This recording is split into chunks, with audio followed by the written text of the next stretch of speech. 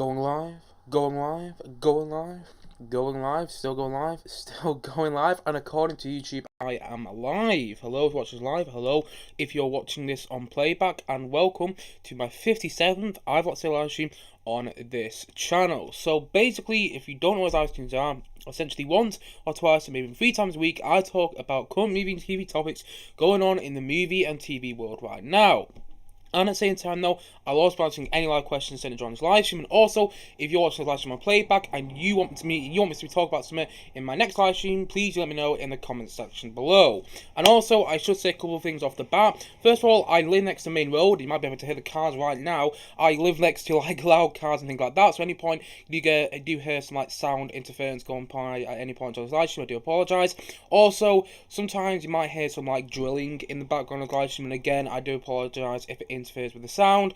And also, today, I don't know if people noticed already, I'm not moving that much because the focus is all over the place. Because basically, I do these live streams in my bedroom. Don't know if you can tell. I do these live streams in my bedroom, and my 2 bedroom windows are just there. And literally, my bedroom window is just there, and the sun, not my sun, the sun is literally beaming down on me. So the focus isn't great, and the camera in today's video is going in and out of focus. But you know what? I'm going to push through this live stream anyway, because why not? And also, I should say, by the way, this live stream was planned just before Christmas. I think I planned to do it on the 23rd of December. But basically, I planned to do it just after Spiderman No Way Home came out, ironically. So, but basically, I was actually getting ready to do it all. I had it all planned and things like that. And then the stream was cutting in and out, and the stream health wasn't the best. And hopefully I fixed that now. But I'm just warning you today, if the stream health cuts in and out, I do apologise. Again, my focus is all over the place, and again, I do apologise if that continues in this live stream. But yes, I also apologise if the stream cuts in and out. And by the way, I don't know how well you can see it in my camera today. Hopefully it'll focus in a sec. Focusing now. Yeah, I don't know how well you can see it in my camera today, but actually down there, yeah, you can see it down there, I have my Daily Bugle, my Lego Daily Bugle, which I got for Christmas actually. So there's a nice no connection to what I'm talking about today. But anyway, just like I said before, today I'm talking about my Spider-Man rankings. And by the way, I'm a bit under the weather today. I've been a bit under the weather for quite a while recently actually, but I'm a bit under the weather today, and so do bear with me. I might not always talk sense, so do bear with me, but I'm going to try and get through this live stream as best. Can't finish sentences. I'm going to try and get his live stream as best as possible. But anyway, before I get into my Spider-Man rankings, where I rank all 3 Spider-Man actors, Tom Holland, Andrew Garfield, and Tom Maguire, and also when I get into ranking all of the God knows how many Spider-Man films, I should say a couple of things off the bat. First of all, I'm not ranking any of the Venom films, and even if I was, like Venom Let There Be Carnage and the first Venom film, they'd probably both be at the bottom of my list. They'd probably both be at the bottom of the Spider-Man rankings, but I'm not ranking them today, because even so Tom Holland's Spider-Man does make a cameo in the Venom Let There Be Carnage credit scene, you know, I'm only talking about Spider-Man films that Spider-Man's actually featured in. I'm not talking about, you know, like Spider-Man spin-off films. I'm talking about Spider-Man to the Spider-Verse, because Spider-Man's in that film, and lots of different incarnations of Spider-Man is in that film. But I'm not talking about like Venom. I'm not going to be talking about Morbius, but obviously that hasn't even come out yet, so I can't really talk about that. But anyway, get my point. I'm not really talking about the spin-off films. I'm only talking about the films which have actually featured Spider-Man in. And also, I should point out, with all of this, I don't hate any of the Spider-Man content. Like, when I get on to ranking any of the Spider-Man, I don't think any of them done a bad job. And also, when I get into ranking the Spider-Man films, I don't think any of them are awful. I don't think any of them are terrible. It's my personal liking of them. And don't take offense, by the way, just because I might put, like, Amazing Spider-Man 1, you know, quite far down in my list, doesn't mean, you know, it's not going to be quite far up your list. If you love the Amazing Spider-Man, I'm jealous, because I wish I did. Because that film, and I'll be getting onto this, but that film should be stupidly enjoyable, and in the end, it becomes stupidly boring for me. But anyway, get the point, a couple of things off the bat there, and don't take offence for my opinion as well. This is all my opinion, it's all subjective, you know. Just because I might rank a certain film higher for my list, that might be low for your list, doesn't mean it's wrong. It's all subjective, and that's the point of this Spider-Man ranking today, which is about 4 weeks too late. I was meant to do this right after Spider-Man No Way Home, and now I'm doing it on the 20th of January, which is over a month, by the way, over a month after Spider-Man No Way Home came out. And by the way, it's still doing great at the box office, which I'm really happy about. You know, it's getting people back to cinema still, that and Scream, so that's really cool. And yeah, so I was meant to do this live stream over just just under a month ago now, and I'm finally getting around to do it. So here we are. Without further ado, apologies about the focus again. Apologies if the camera goes in and out of focus. It's all the sun's fault, but if that continues, I do apologise. And also to say once again, if the stream cuts in and out, I do apologise about that as well. But without further ado, let's get into my Spider-Man rankings. So, by the way, I don't know if you can tell in my voice, I've got a bit of a cold today, and so I do apologise if my audio sounds a bit weird as well.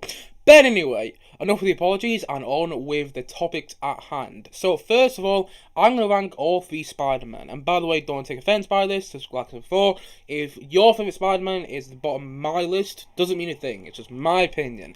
Then anyway, let's go on to my least favourite interpretation of Peter Parker, aka Spider-Man, to date. And that is Andrew Garfield. I think Andrew Garfield actually did a great job in the films he was in, because the thing is with Andrew Garfield Spider-Man films, the Amazing Spider-Man films, should I say, I'm not a huge fan of them. I'm not a huge fan of the Amazing Spider-Man 1, and the Amazing Spider-Man 2 is an unbelievable mess. With loads of miscalculations, and I'm not entirely sure how that film happened, but one thing I'll always say about the Amazing Spider-Man films, regardless of their quality, is I always think that Andrew Garfield did a great job playing Peter Parker, aka Spider-Man, and also, spoiler, hey, if you haven't seen Spider-Man No Way Home, but if you haven't, you've had a month to see it now, you've had over a month to see it actually, so if you haven't seen Spider-Man No Way Home, you're kind of asking for spoilers in this live stream, but basically, I also think he did a splendid job in Spider-Man No Way Home as well. Honestly, I thought he was so much more energetic in Spider-Man No Way Home than he was in the Amazing Spider-Man films. And I like him quite a lot in the Amazing Spider-Man films. I do. I think he adds energy into quite lifeless movies, in my opinion. But in Spider-Man No Way Home, I feel like when he was with a different director, and I'm not dissing Mark Webb here, who did the Amazing Spider-Man films, but when he was with a different director, John Watts with Spider-Man No Way Home, I feel he had more energy, and I kind of like that about his Spider-Man in Spider-Man No Way Home, and so I think he did a great job in the films he's in, but he's my least favourite interpretations today. But I would not be remorse to him returning for the Amazing Spider-Man 3. It's been a lot of, fan protest for the Amazing Spider-Man 3 at the moment, and I would not be remorse to it coming out. Honestly, I don't think it will happen, because I think Sony want to stick on with Tom Holland Spider-Man, but if the Amazing Spider-Man 3 did happen, I'm all for it. I really am. And so number 3 on my ranking of all 3 Spider-Men is Andrew Garfield. And number 2 is Tom Holland. Tom Holland has grown in me as Spider-Man over the couple of years he's been the character. I said a couple of years, he's been like the character, 5 years now? Yeah, well, over 5 years now, because we're in 2022. So I think he's done a great job. And the funny thing is about Tom Holland Spider-Man, he's just grown on me. I really enjoyed him in Homecoming. But the thing is, though, I've also, over the time, I even saw really enjoyed him in Homecoming, I've come to love him in Spider-Man No Way Home. Honestly, the emotion he conveyed in Spider-Man No Way Home really made me love that film more than I really had any right to. Honestly, that moment, and again, spoilers for No Way Home here, but, you're kind of asking for you to watch this live stream. But yeah, that moment when he says goodbye to MJ and Ned, and they don't even, really know him towards in that film. That moment when he says goodbye to him, I think is one of the most heartbreaking scenes in any cover movie in general, and I really didn't expect to find that scene emotional, but I did, and I found it emotional both times I've watched it since. I've seen No Way Home 3 times, and each time I've seen it, I find that scene just as emotional as I did the last time. I've seen it 3 times? I think I've seen it 3 times. But anyway, yes, that's not well whatsoever. But yeah, basically, just that scene where he says goodbye to MJ and Ned, it's so emotional. I think Tom Holland did, I think he's doing his best performance as Spider-Man, as Peter Parker, aka Spider-Man, in Spider-Man No Way Home, and I think he's splendid. I even like him in the films that I'm not really the biggest fan of, like in the other MCU films like Captain America Civil War, Avengers Infinity War, Avengers Endgame. I'm not the biggest fan of those movies. I don't really like shared universe movies that much. But I can watch him in those movies and still enjoy the performance. And I think that says something about Tom Holland as an actor, and that says something about his interpretation as Peter Parker, aka Spider-Man, in those movies as well. With the fact that I might not like quite a lot of them movies, but I still like him in those movies, do you get what I mean? And also, I just think he's done a great job, and I can't wait to see where he goes in the future. Honestly, I spoke about it before in my Spider-Man No Way Home review, which is like under a month ago now, over a month ago just actually. And I said before that I can't wait to see where the character goes. I can't wait to see more Tom Holland Spider-Man movies in the future. I can't wait to see Tom Holland Spider-Man 4, or whether he pops in Venom 3. I just can't wait to see more of his story and to see where it goes, because I can tell you now, Tom Holland is not done with Spider-Man, and I don't think Sony are done with Tom Holland as Spider-Man as well, and I personally can't wait to see more of him. And he's number 2 on my top 3 favourite Spider-Man. And if you haven't guessed who's number 1, I'd be a bit surprised, because there's only been 3 Spider-Man so far. I've already mentioned Andrew Garfield and Tom Holland. So without further ado, I almost said his name then, but without further ado, let's get into my number 1 favourite Spider-Man incarnation and my number one favourite Spider-Man performance, and that is, of course, Tobey Maguire. And the funny thing with Tobey Maguire is, you know, even so I'm that target audience, even so I'm that age, of sort of people which grew up with this Sam Raimi Spider-Man films, I didn't. I mean, I remember going on holiday back in the day. Not this is relevant whatsoever, I'm not going to tell the story anyway, but I remember going on holiday back in the day, actually, and I was sitting in the car, and I used to have, like, a DVD player on, like, the back seat, if you know what I mean. I used to sit in the back, and I used, like, a DVD player on the seat, which were my parents in front of me, and we used to watch, like, sometimes my brothers would stick on, you know, the Spider-Man films on the DVD player, and I remember them sticking on Spider-Man 2, and I just remember seeing images of Doc Ock, and I just remember seeing images of Tobey Maguire's Spider-Man. I remember thinking at the time, I'd never liked those movies. Boy, was I wrong, because last year, before No Way Home, I really got into Sam Raimi Spider-Man movies. I watched them like 3 times, all 3 of them. I liked them that much. In fact, giving it a little bit away of my Spider-Man film rankings a bit later in this live stream. But yes, you know, over time, over the past year or so, my liking of Tobey Maguire's Spider-Man has really grown. You know, when I did my first Spider-Man review of the first Spider-Man film, I talked about the fact that I wasn't the biggest on Tom Maguire in that film. I think he did a great job as Spider-Man in that film, but I still prefer Tom Holland at that point. But then I think about the time that I got to SpiderMan 3, even though the film is a complete mess, I still enjoyed the performance in that film. And I think that, again, says a lot about that film. The fact that it is a big mess, there's a lot in that film which doesn't work, but the fact that you still enjoy his performance in there, I think says a lot about Tom Maguire as Peter Parker, aka Spider-Man, and a lot about all these actors, you know.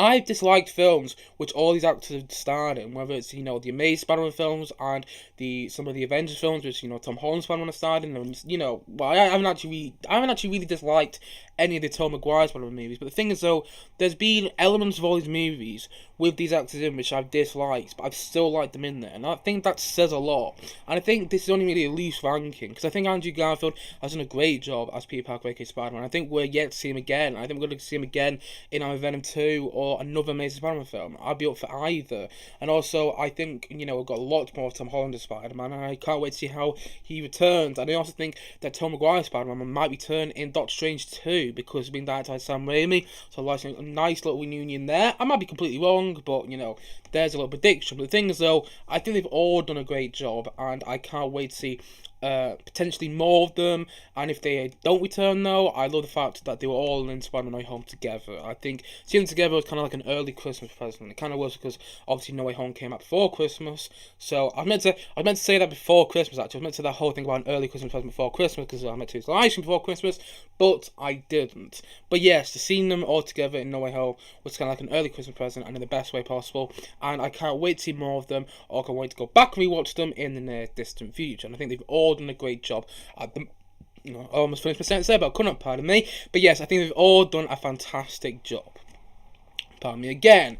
But anyway, that is my Spider-Man performance rankings. So without further ado, let's get into my film rankings of the Spider-Man films. And again, I'm going to go brief on this. If you want to actually see my reviews of these Spider-Man films, please go and look them up. Go and check out my reviews. I spent ages editing my Spider-Man film reviews when I put them out, because, you know, I want to put a lot of effort into these reviews. I always like to put effort into reviews on this channel. And the Spider-Man films were no exception, because I was very excited for No Way Home, so I knew that I wanted to go back and rewatch all the Spider-Man films and give reviews of them on this channel before No Way Home came out, and I spent a lot of time doing so. So you haven't actually checked out my opinion of any of the Spider-Man film reviews.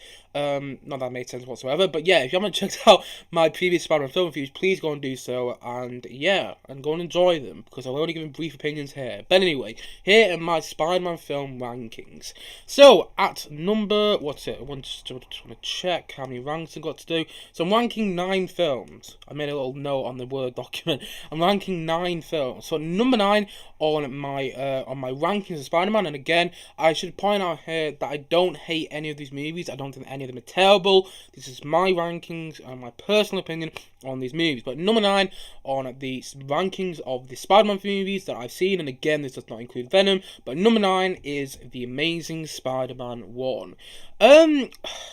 I really wish I loved this movie, and I know a lot of people do, and that's great. I think Andrew Garfield's great in it. I think Emma Stone's great in it, and I think all the performances are fantastic. Well, I think, you know, Sally Hawkins, or is it Sally Hawkins? I think I got that wrong. No, it's Sally Field. It's Sally Field. That's it. Sally Field as Aunt May is also great in the film as well. And we're seeing fans are great. You know, Kurt Connors, aka the Lizard, but everything feels flat in the movie for me, because, this movie should be stupidly enjoyable. It really should be, with the lizard, with all these fun elements in there. But a lot of it feels like a teen comedy, and not in a good way. And a lot of it feels very naff and just very plain, and it feels very lifeless. And say all about any of the Sam Raimi Spider-Man films, especially Spider-Man 3. But one thing you cannot argue against Spider-Man 3, and pardon me again, there. Sorry about that, I've got a bit of a runny nose. But yeah, and the thing is about Spider-Man 3, one thing you can't say against it is that it's lifeless. It's got enough energy in that. That's one of the things I really like about Spider-Man 3. But then you go into this movie, and it just feels very dull and lifeless. And even so, Andrew Garfield's doing his best as Peter Parker, aka Spider-Man, I just find the film very dull. It's not one I want to return to that often. I just find it very dull and kind of inconsequential. And also, the main villain's motto, the main villain's, aim, the main villain's motivation in this movie is to turn everyone in New York into lizards. And even make a joke about it in No Way Home, because it's stupid. And the thing is, though, I'm fine with the whole stupid plotline. In fact, if this was James Gunn directed The Amazing Spider-Man, I think he would have actually done a great job, because he would have just played into the silliness aspect. But actually, they try and make the lizard too serious, and that's kind of where it falls down for me. I think the lizards a lackluster villain, and I also think that the film is very lifeless and inconsequential. And if you want to see more, in my opinion, go and check out my review of the first Amazing Spider-Man film. But that's number 9 on my rankings of the Spider-Man movies so far. And number 8 is The Amazing Spider-Man II, the sequel. I kind of enjoy this film a tad bit more, because it's such a big miscalculation with Electro, with Rhino, with New Goblin in this film, and it's just like one big mess. Like, you're watching and go, what's going on here? Paul Giamatti's doing a Russian accent with Rhino. Why the hell? Jamie Foxx is Electro, but he's blue, not really sure why. And it's just things like that, and a lot of it doesn't work. But I should say in this film that I think the last half an hour does work. Spoilers here, if you haven't seen The Amazing Spider-Man 2, but basically, when Gwen Stacy dies, it gets really emotional, and that's what I really like from these Spider-Man movies, the emotion. That's one of the things I loved from No Way Home, that's one of the things I think is great from Spider-Man 3, and that's one of the things I really like here. See all about these movies, but one thing they always do well, whether they're good or not, is the emotion. I think when Gwen Stacy dies, I think there's a lot of emotion there which works really well, and I think the last half an hour of The Amazing Spider-Man 2 is pretty damn good in my opinion. The 2 hours beforehand is not. I think that about 2 hours of The Amazing Spider-Man 2, you just kind of sit there with a headache as you hear, Hans Zimmer's score, which is just so odd. I mean, I kind of like Hans Zimmer's Spider-Man theme, but, at the same time, though, the rest of his score, it just doesn't work, especially the Electro theme in that film. And also, the whole film, the filmmaking in the film isn't great. I can clearly tell that, Sony have their, money-filled, grubby hands all over that film, and a lot of it doesn't work. A lot of it's can't even speak. A lot of it's miscalculations, and, yeah, I wish I liked it more, but I do kind of enjoy watching it a bit more than The Amazing Spider-Man 1, because it has a bit more energy in there, and the energy is kind of, I always think of the energy is kind of unintentional in this film, but I still kind of like it anyway. And so number 8 on my rankings of the Spider-Man movies is The Amazing Spider-Man 2. And number 7 is a movie that I probably need to go back and rewatch, and that is Spider-Man Into the Spider-Verse. Now, when I say I need to go back and rewatch it, and I did see it, when did it come out? 2018. I went to go I see it actually, I saw it on DVD. I'm not even making sense. I saw it on DVD in 2019 when it came out on DVD. And, that was a rubbish sentence, but yeah, I saw it when it came out on DVD, and I enjoyed it when I saw it. But the thing is, though, I wasn't a big Spider-Man fan when I saw it, and actually, I think if we watch this film again now, I'd probably like it a lot more. But the thing is, though, obviously, I haven't seen it again since I first saw it, and I remember really enjoying it. I think it's a beautiful animated film, and it's got a lot of energy in there, which works, which is one of the great things about all these Spider-Man movies, apart from The Amazing Spider-Man there. But, yeah, I think this movie's got a lot of energy. I think it's really enjoyable to watch. It's got a great soundtrack. I think the voiceover performances are fantastic. I also love the whole idea of, Spider-Man Noir and Peter Parker, aka Spider-Ham. I love all those elements in this movie. But I also think that, I don't know, it didn't work for me on the level that it's been working for some other people when it came out. And that's fine. But I think maybe if I went back and rewatched it now, I prefer it a bit more. But, for now, it's number 7 on my list. I don't have much to say about it because I watched it in 2019 and I haven't seen it again since. And maybe we watch it again, I'd like it a lot more. Hopefully I will. But for now, it's number 7 on my rankings of the Spider-Man films.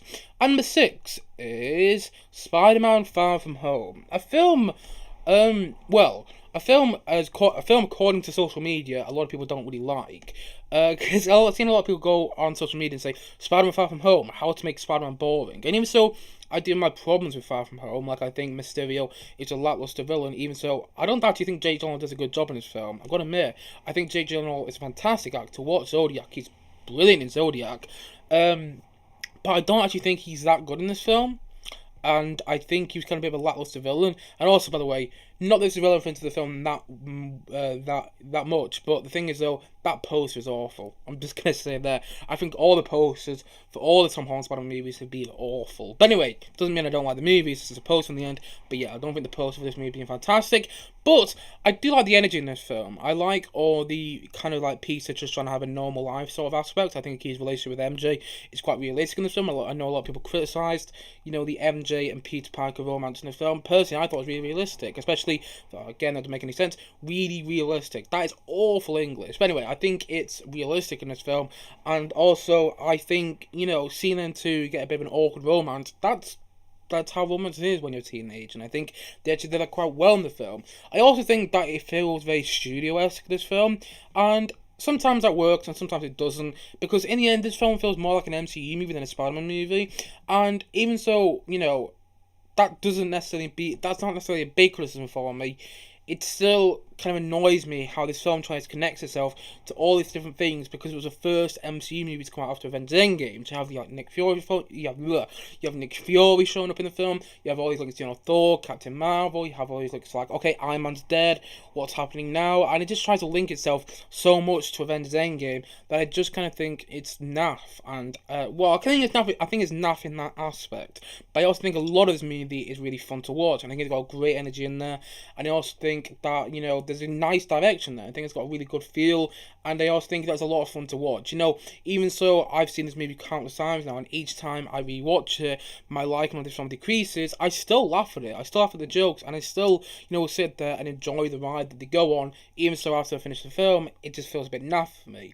But saying that though, I should say, actually, before I move on to my next Spider-Man film, my next Spider-Man ranking, I should say, by the way, just before Christmas, I had come with my mates over, and we watched Spider-Man Far From Home, actually, because we just watched Spider-Man No Way Home the day before, and they were a bit of a mood for a Spider-Man movie, so we stuck on Spider-Man Far From Home, and basically, they were really enjoying it, and I actually kind of was. And, you know, I said in my review of Spider-Man Far From Home that each time I watched it, my liking of the film has decreased. But actually, when I rewatched it again just before Christmas, after Spider-Man No Way Home came out, I actually enjoyed it a bit more. So maybe over time, I actually started to like Spider-Man Far From Home a bit more now. But still, it's number 6 on my rankings of the Spider-Man films so far. And number 5, I think it's number 5. I was going to double check. Don't want to get it wrong. Got it wrong when I did my rankings of top 10 movies of the year. Just gonna check. Yes, number 5. So at number 5, which is the next one we're on to, number 5 on my Spider-Man rankings is Spider-Man 3. I know a lot of people dislike this movie, and a lot of people say it's a big mess. And in fact, if someone came up to me and said, you know, there's all these things wrong with Spider-Man 3, I'd completely agree with you. But I still love it, because it's a complete and utter mess. And the things that happen in this movie, which would definitely not happen in the Spider-Man movie made nowadays. I mean, the whole stuff, you know, Peter Parker becoming an emo, and when you get bitten by the venom symbiote, and, you know, dancing to James Brown on the streets of New York. It doesn't work, but I also find it extremely fun to watch. And also, even so, I think the film has got, you know, naff villains, even so I don't think they roll Venom well, and even so I think that New Goblin, it's a bit lackluster, and even so, I actually kind of like Sandman. I kind of enjoy some of the film. I think Thomas Hayden Church did a great job. But even all of that kind of feels like a big mishmash. It still works. I watched it again after Christmas, and I really enjoyed this film, actually, because I think Sam Raimi's direction is all over this film. I kind of like that. You know, even so, it's quite obvious that Sony forced Venom into this movie. Even so, that's, you know, blatantly obvious when you're watching the movie. You know, Sam Raimi's direction is still over it, and I really like that about it. I like when a director's vision really gets hold of a movie. That's why I'm so excited for Matt Reeves' The Batman movie. Pardon me again there, but that's why I'm really excited for the Batman movie, because it looks like it's going to be Matt Reeves' direction all over that film in the best way possible. And the same thing happens here. And I kind of like that about Spider-Man 3. Even so, it's a complete mess. The emotion works, like spoilers here, when New Goblin dies. I think the emotion works there. I think the emotion works actually kind of in a... Yeah, I do think it works, actually. I do think the emotion works with Peter and MJ in that film as well. I think the emotion works in Spider-Man 3 with Peter and MJ. I do think it does. And I don't think MJ is actually as bad as I did initially think she was when I first reviewed the movie properly. I think she's actually got quite an interesting story in the film. And I think there's a lot of parts of me which I do really like. I also really like the cameo from Willem Dafoe's Green Goblin. I also think that, you know, it's got a great soundtrack in there. I think it's got a lot of fun. I think it's got a lot of fun. I think it is a lot of fun. And I think there's a great energy in there as well. I keep mentioning the energy, by the way. But I think all of these Spider-Man movies, with the exception of The Amazing Spider-Man, I think that all these Spider-Man movies have got great energy in there. And I don't think Spider-Man 3 is an exception. I really enjoy watching it. Mostly for the wrong reasons, because I do have so much fun, you know, like when James Franco as Harry Osborn goes, MJ's lips taste of strawberries. That shouldn't work, but it makes me laugh. And I also really enjoy the final set piece. Like I said before, I think the emotion works, and I think that it's just, I like it mainly because it's got Sam Raimi's direction all over it. If Sam Raimi's direction wasn't all over this film, I'd probably rank it as my least favourite. But I'm watching this and going, okay, this is clearly all studio's vision, but it's also at the same time, though, clearly Sam Raimi's vision. I kind of like that about it. It's one of those weird cases where it shouldn't work for me, but each time I watch it, it still does work for me. I still enjoy watching it, even though it's got tons of problems in there, and that's number 5 on my Spider-Man film rankings. Number 5 on my Spider-Man film rankings is Spider-Man 3. And number 4 is Spider-Man Homecoming. Now, Spider-Man Homecoming, and this might be a bit of a controversial opinion, but Spider-Man Homecoming was kind of the film that got me into Spider-Man, because I remember back in 2017 where I kept seeing there was like 10 trailers released for this movie. Honestly, there's countless trailers being released for Spider-Man Homecoming. I remember back in 2017, because I remember watching all of them, I remember thinking they're all pretty naff, and then I got offered to go watch this movie, instead of Baby Driver, by the way. I wish I went to go watch Baby Driver instead, because, you know, even though I quite like Homecoming, I kind of prefer Baby Driver. I think it's a much better movie, but still, I got offered to go watch Spider-Man Homecoming, and I said, you know what, yes, I'm going to go and see if I like this movie or not. And I remember coming out of Spider-Man Homecoming, like, legitimately surprised that I really enjoyed the movie. Because I've spoken about it before, I'm not going to go on about this. I'm not a huge fan of the MCU, even though I talk about it quite a lot. I'm not a huge fan of the MCU, but the thing is, though, Spider-Man Homecoming works for me because it's fun and it's not the end of the world movie. You know, one of my big problems with all these Avengers movies is, oh, it's the end of the world. Great. It's like, can we not have a bit of fun for once?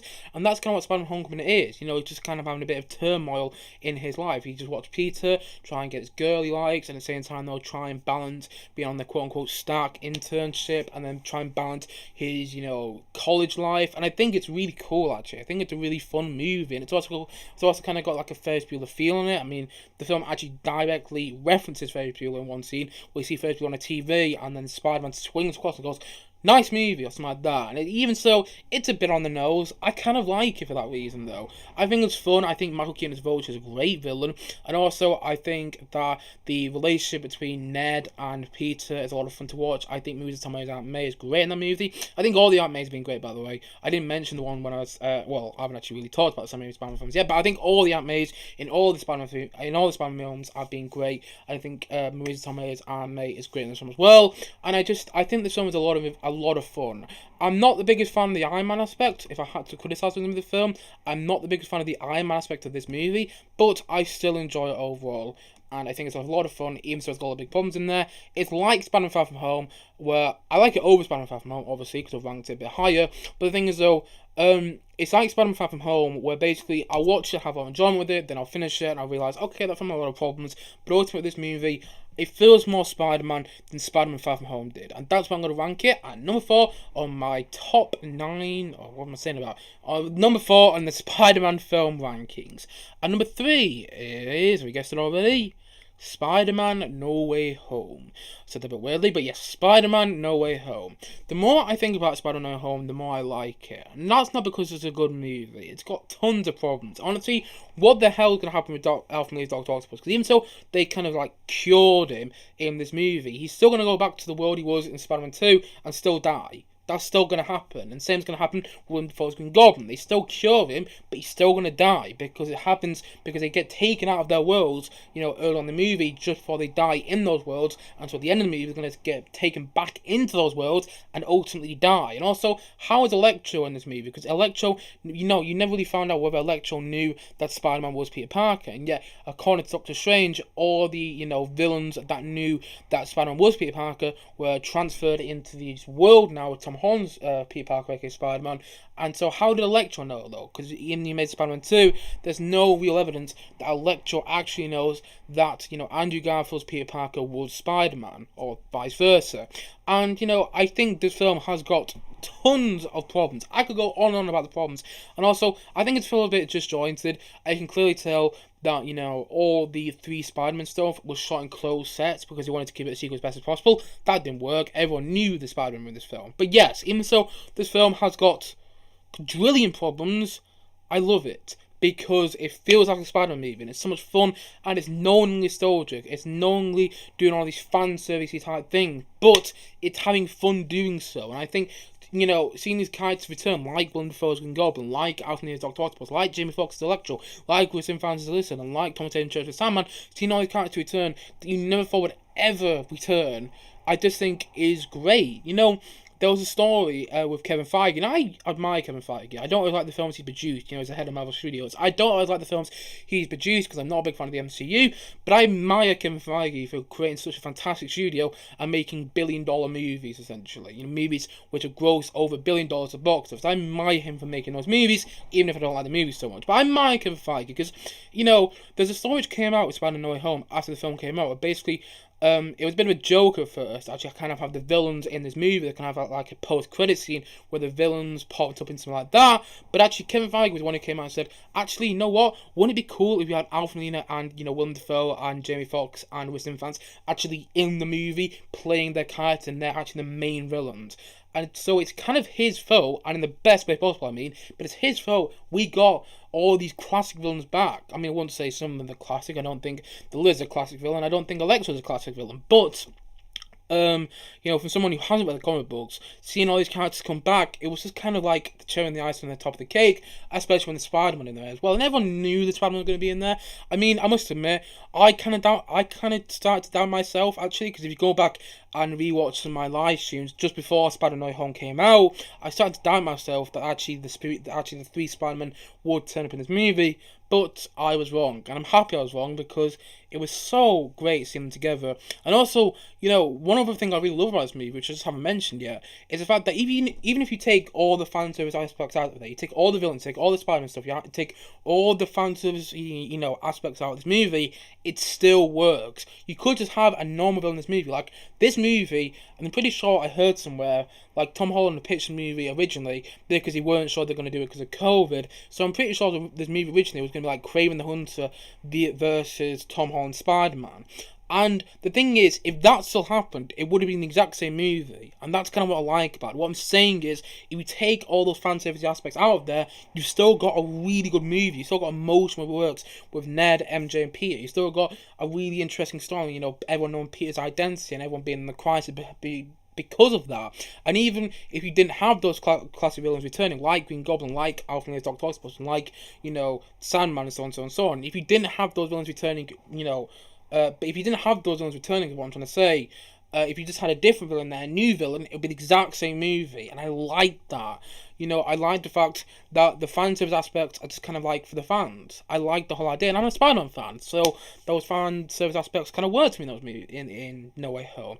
Not really making a lot of sense. Kind of a quick drink of water to slow down a bit. But yeah, that's kind of why I like Spider-Man Home so much, because if you take all the fan service aspects out of there, it's still a really solid movie. You could change the villain, I'd be the exact same movie, and I like that. But also, I like the fact that it has those classic villains back, because, like I said before, it's kind of like the cherry on the ice on top of the cake with this movie, and that's another reason I really enjoy it, because of the fan service aspects. But also I really enjoy it because it's a proper Spider-Man movie, and it's a lot of fun to watch. And like I said before, it's kind of like an early Christmas present, because the movie obviously came out, as I said, December 17th on that poster. I got to see it on December 17th, actually. It actually came out December 16th in this country, I'm pretty sure. It might come out December 15th in this country, actually. Yeah, I'm pretty sure it came out December 15th in the UK, where I live.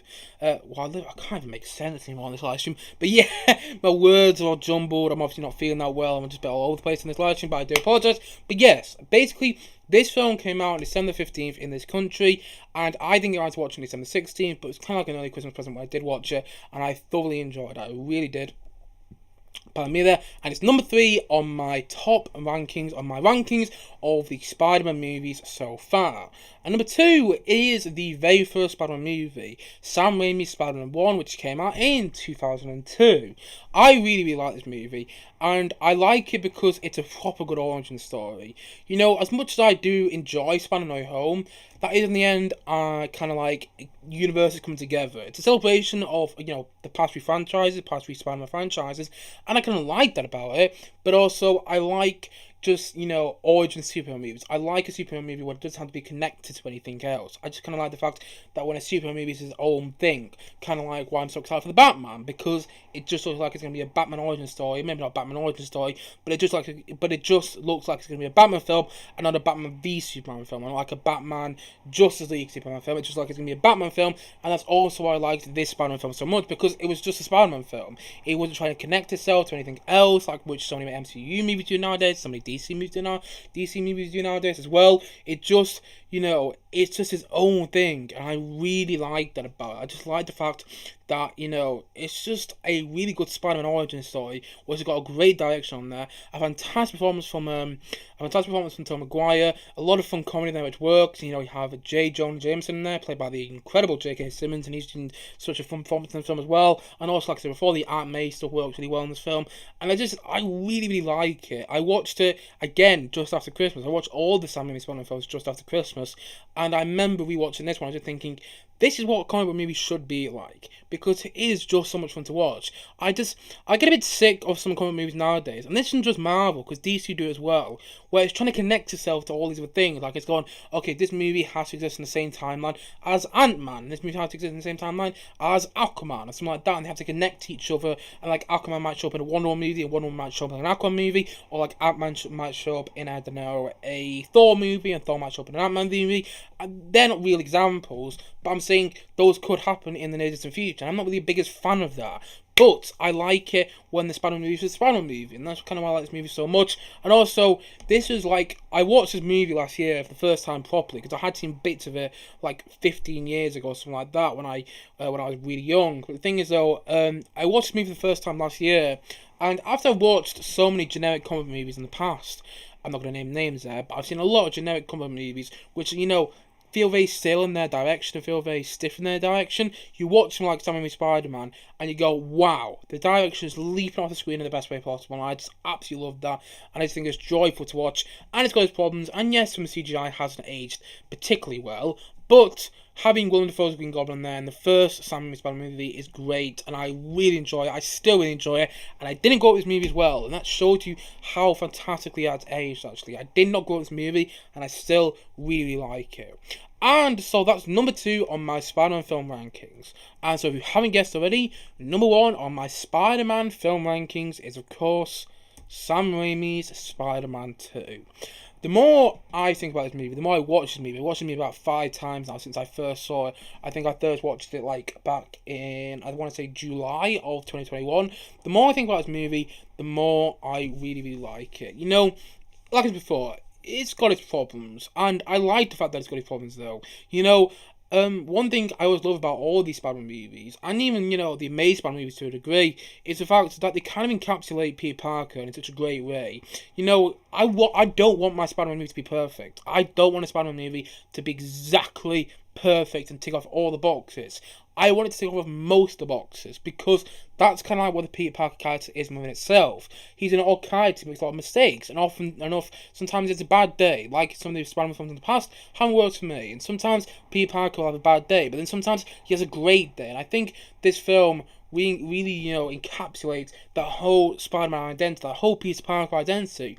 Because what I love about Spider-Man 2 is not only is it my favourite Spider-Man film, it's also my favourite Peter Parker movie. Because this movie really shows that it shows how much the two identities of Spider-Man and Peter Parker go well together, and I love that about it. There's that whole section of the film where Peter Parker gives up his identity, and you have, raindrops keep falling on my head, and he's going down the street and just having a normal life, and then you realise, though, how much his Spider-Man identity means to him, how much his Spider-Man alter ego means to him. And this is all coming from someone who has never read a comic book movie in my life. I've never ever read a comic book movie in my life, and I watch the movie and I go, that's Spider-Man. That is Spider-Man, in my opinion. Also, Alfred Molina as Dr. Octopus is incredible. Honestly, he is so good in there, and he's still my favourite Spider-Man movie to date, my favourite Spider-Man movie villain. Honestly, I just think he's amazing in this movie, and I still really enjoyed watching him again in Spider-Man No Way Home, but I think in this movie he's got such a good redemptive character arc, and I think he's so good to watch. And also, the thing is, the thing is about the villain storyline in this movie, it's just going on the side. You have this fantastic villain storyline, which is directed so well, and all the mechanical stuff of Dr. Octopus's arms are great because they were all puppeted back when the film was made, because it was made back in 2004, and so obviously CGI wasn't to the best of its abilities back then. I had to wait for the focus, but yeah, it wasn't as good as it is now, and so all the Doc Ock arms are puppeted and things like that, and even so, all that stuff is absolutely fantastic. You look at all the other storyline in the film, the main story in the film, to Peter trying to hide his identity, but also trying to get with the girl who's in love with MJ, and I think that's just such a fantastic storyline. I just love the fact that it's a Peter Parker movie more than anything else, but it's also a fantastic Spider-Man movie, and you watch Spider-Man go through the biggest turmoil he's ever gone through, essentially. Well, you watch Tobey Maguire's Spider-Man go through this rough turmoil in his life, and you watch him trying to defeat Dr. Octopus, and also trying to have a personal life, and I just think it's so great. And also, the train fight sequence is one of the best action sequences I've ever seen in a comic book movie, period. That is a fact, and I'm saying that now. I watched the film for the first time last year, and even so some of the CGI in that train fight sequence isn't the best. Rewatching it now, it's just great. It's great, it really is, because there's so much energy in that action sequence as well, and also the Danny Elfman score is soaring in this movie, and I just think Sam Raimi's direction is all over this film in the best way possible. I think there's a horror sequence in there which works so well, and the same with any of the Sam Raimi Spider-Man movies, because Sam Raimi directed the Evil Dead films before he directed these movies. He was a horror movie director before he directed these Spider-Man movies, and you can clearly tell that he gets his horror stamp into these Spider-Man movies and in the best way possible. Honestly, I just think Sam Raimi's Spider-Man 2 is so good. I really do. I probably haven't explained my reasons for liking it so well, I can admit that, because I get quite excited when I think about it. But, it's perfect in my opinion as a Spider-Man movie, because it's got its problems. Some of the CGI hasn't had well, I can't even speak there. Some of the CGI hasn't aged well, but then when you watch this movie, it feels like Spider-Man. And that's coming from someone who didn't grow up this movie. That's just coming from someone who watched for the first time last year. But I watched it and I just have so much fun with it. And I just think it's an incredible comic book movie. And I think it's so fantastic. And it's number one on my favourite Spider-Man movies. And so that is the list of my favourite Spider-Man movies. So, just without further ado, I'm going to quickly go through the list once more, so hopefully get the right page at the time. I'm going to quickly go through the list once more. So, number 9 on my rankings of the Spider-Man movies was The Amazing Spider-Man 1. Number 8 was The Amazing Spider-Man 2. Number 7 was Spider-Man Into the Spider-Verse. Number 6 was Spider-Man Far From Home. Number 5 was Spider-Man 3. Number 4 was Spider-Man Homecoming. Number 3 was Spider-Man No Way Home. And number 2 was the original Sam Raimi Spider-Man 1. And number 1 on my top one on my favourite Spider-Man movies is Spider-Man 2. Sam Raimi Spider-Man 2, and that's number 1 on my rankings of all 9 Spider-Man movies. It goes with Amazing Spider-Man, Amazing Spider-Man 2, Spider-Man Into the Spider-Verse. Almost forgot there, I'm going to try and test myself here. What was that Spider-Man Into the Spider-Verse? I think it was Spider-Man Far From Home, then I think it was Spider-Man 3, Spider-Man Homecoming, then it was Spider-Man No Way Home, then I think it was Spider-Man 1, and then it was Spider-Man 2. Let's see if I got that right.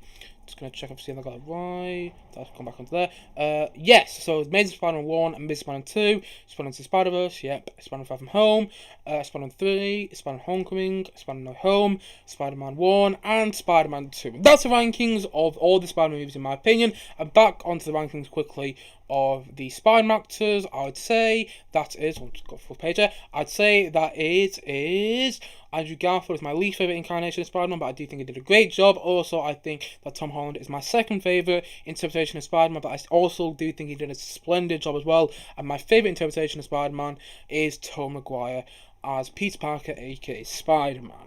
And that is the end of my live stream for today. I do hope you enjoyed my Spider-Man rankings. I hope you enjoyed watching them, and I hope you, if you're watching this on the playback, please put your rankings of the Spider-Man movies in the comment section below as well.